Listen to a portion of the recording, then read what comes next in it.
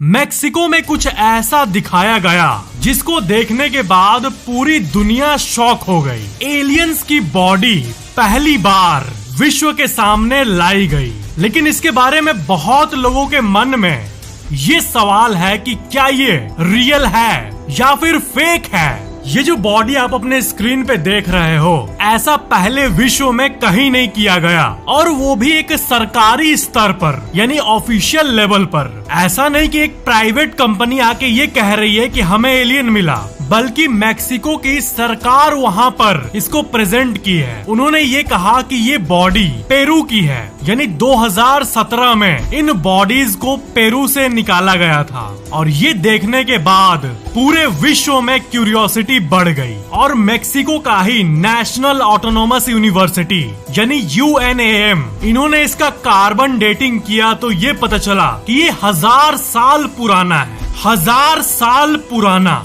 और उन्होंने ये क्लेम किया कि ये धरती का कोई भी एंशिएंट स्पीसीज वगैरह नहीं है, बल्कि ये दूसरे दुनिया का हड्डी है, बोन है। तो ये देखकर तो ज्यादातर लोग ये स्पेकुलेट कर रहे हैं कि ये पत्थर से कार्व्ड है, यानी ये कोई असली बोन नहीं है। और अगर आप इसको ध्यान से देखोगे तो आपको लगेगा भी कि ये पत्थर से बना हुआ है। और मेक्सिको की गवर्नमेंट ये कह तो रही है कि इस पूरे विश्व का कोई भी वैज्ञानिक ऑर्गेनाइजेशन वहाँ पर आकर इसकी जांच कर सकता है, लेकिन ये सिर्फ बोलने की बात है। एक्चुअल में इन्होंने अभी तक इनको किसी भी और ऑर्गेनाइजेशन को हैंड ओवर नहीं किया। और आपके मन में ये भी क्यूरियोसिटी जग रही होगी कि नासा, जो कि वर्ल्ड की सबसे बड़ी स्पेस ऑर्गेनाइजेशन है, उसने क्या कहा है इन बॉडीज के बारे में। तो उसने एक्चुअली में ये कहा है कि ये हम अभी तक सिर्फ ऑनलाइन देखे हैं। अगर वहाँ की गवर्नमेंट एक्चुअल में चाहती है कि इसका शोध हो और पता चले कि ये है क्या, तो उन्हें हमें ये सौंपना चाहिए या फिर हमें अलाउ करना चाहिए उसकी जांच करने के लिए। लेकिन वहाँ की गवर्नमेंट बस बोल भर रही है कि करो, लेकिन करने दे नहीं रही है। और यही कारण है कि इतनी बड़ी चीज होने के बाद भी इस पे कोई अटेंशन नहीं दे रहा खास। और ज्यादातर लोगों का ये कंक्लूजन है कि ये बस एक पब्लिसिटी स्टंट है, पूरे विश्व को अपने तरफ खींचने का।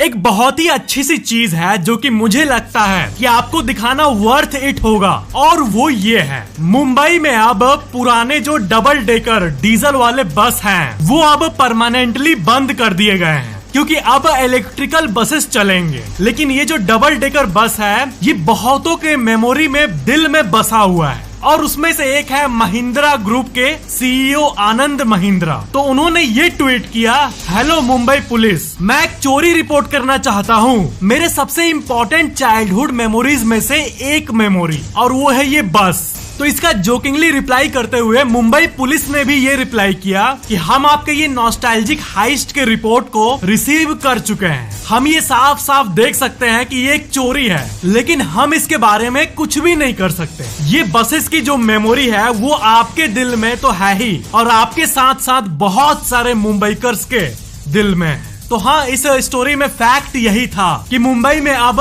डीजल बसेस नहीं चलेंगे, इलेक्ट्रिकल बसेस चलेंगे। और ये डबल डेकर बहुत ही नॉस्टैल्जिक बस है उन लोगों के लिए जो मुंबई में रहते आए हैं। और अगर आप यंग हो तो आपके डैड के लिए ये जरूर नॉस्टैल्जिक होगा। नासा ने रिसेंटली ये फोटो अपने इंस्टाग्राम पे शेयर किया था। SpaceX ड्रैगन स्पेसक्राफ्ट धरती के ऊपर इंटरनेशनल स्पेस स्टेशन में जाने वाला है। उसके अंदर एस्ट्रोनॉट्स भी मौजूद हैं, यानी अमेरिका में ऐसे होते रहते हैं मिशंस जिसमें वहाँ के स्पेस स्टेशन में एस्ट्रोनॉट जाते हैं। तो उसी के खिड़की से ऐसे पिक्चर को क्लिक किया गया, और जोकिंगली लिखा हुआ था विंडो सीट। और एक कमेंट तो ये भी आया था कि इस फोटो को देखकर लग रहा है कि अर्थ के चारों तरफ रिंग्स मौजूद है।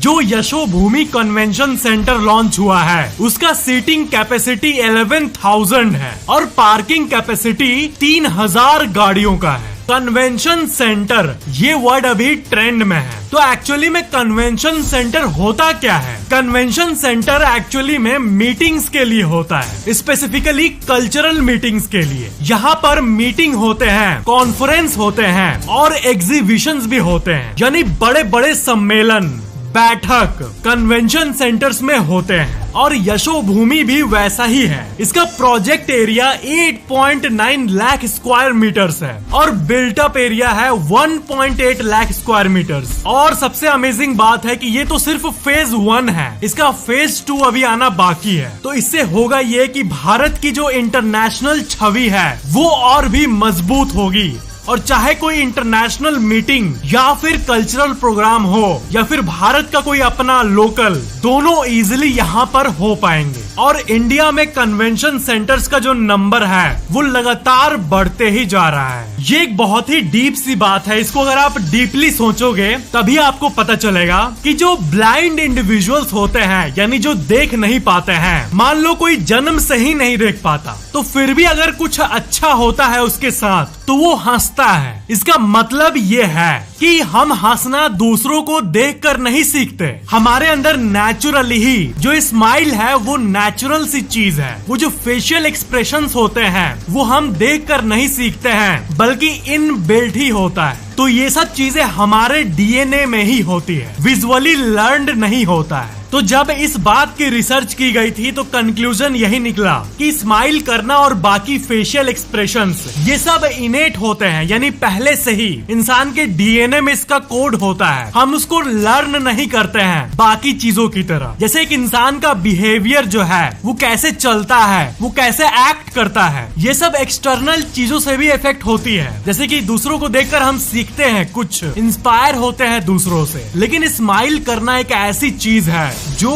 इनबिल्ट होती है। क्या आपको पता है कि इंडिया में जो लोन एप्स है वो कितने घरों में लोगों की मौत का कारण बना है? और क्योंकि ऑनलाइन वर्ल्ड से लोगों तक पहुंचना बहुत आसान है एज कम्पेयर टू ऑफलाइन, तो बहुत सारी ऐसी कंपनीज आई जो कि इलीगल और अनसेफ लोन्स लोगों को दे रही है और लोग इसको ल्यूक्रेटिव ऑफर मानकर ले भी लेते हैं लेकिन बाद में फंस जाते हैं। तो इसी को देखते हुए अब भारत की सरकार ने एक एडवाइजरी भेजी है गूगल और एप्पल को। इंडिया में दो ही मुख्य प्ले स्टोर्स हैं, गूगल प्ले स्टोर और एप्पल ऐप स्टोर। तो इन दोनों को एडवाइजरी भेजा गया है कि कोई भी ऐरे गैरे ऐप को लिस्ट ना करे। और भारत की सरकार ने ऑलरेडी 120 ऐप को लास्ट 8 महीने में बैन किया है। तो अब ये जो ऑनलाइन दुनिया है इसको भी सेफ होना बहुत जरूरी है और इसी के तरफ कदम बढ़ाई है गवर्नमेंट ने। ये एप्स क्या करती है, आपको भी इनका ऐड जरूर दिखा होगा। ये एकदम इजी लोन डिसबर्समेंट का क्लेम करती है और लोन एक्चुअली में इंसान के अकाउंट में आ भी जाता है, लेकिन जब पैसे वापस करने की बारी आती है तब बहुत सारे लोग तो वापस कर देते हैं टाइम पर, लेकिन जो लोग कुछ लोग नहीं कर पाते 5 से 10%, उनको ये ब्लैकमेल करते हैं और हरास करते हैं बहुत बड़े स्तर पे, इतने स्तर पे कि कुछ लोग अपना जान भी दे देते हैं इसी के चलते। और इसलिए रेगुलेट करके कुछ अप्रूव्ड एप्स को ही प्ले स्टोर में अब रहने दिया जाएगा, ऐसे कंपनीज जो कि प्रोफेशनल वे से काम करते हैं। तो ये काफी अच्छी बात है हमारे देश के नागरिकों के लिए। आपको एक रिपोर्ट बता दूं इंटरेस्टिंग सा कि जैसे ही आईफोन 15 लॉन्च हुआ वैसे ही सेल आईफोन ये जो वर्ड है ये ट्रेंड करने लगा इंडिया में ही नहीं बल्कि पूरे विश्व में। इसका मतलब ये है कि जब भी आईफोन का नया मॉडल निकलता है तब लोग बेचने के लिए दौड़ उठते हैं। और सेल आईफोन ये जो सर्च टर्म है ये इस हफ्ते 370% ज्यादा सर्च हुई है और यही कारण है कि नए के आने के बाद पुराने आईफोन्स के जो प्राइस है वो ड्रास्टिकली घट जाते हैं। अमेरिका में एक इंस्टीट्यूशन है ब्रुकिंग्स इंस्टीट्यूशन, उसने अपने रिपोर्ट में ये बताया है कि इंडिया का जो पर कैपिटा इनकम है यानी एक सिंगल पर्सन एक साल में कितना कमाता है पर कैपिटा इनकम, ये लगभग 3.5% फास्टर बढ़ेगा एज कम्पेयर टू चाइना। और ये बात सुन के ऑफ कोर्स चाइना उदास हो रहा होगा, लेकिन अब जो है सो है, चाइना ऑलरेडी अभी एक इकोनॉमिक स्लो डाउन को फेस कर रहा है। तो रिपोर्ट के फाइनल लाइंस में ये पता चला कि अगले 2 डेकेड तक यानी 20 सालों तक एटलीस्ट चाइना इंडिया से फास्टर ग्रो करेगा पर कैपिटा इनकम के हिसाब से। तो ये थी आज की जानकारी। चैनल को सब्सक्राइब करके बेल आइकन जरूर ऑन कर लेना और वीडियो को लाइक जरूर करना। Thank you so much for watching this video.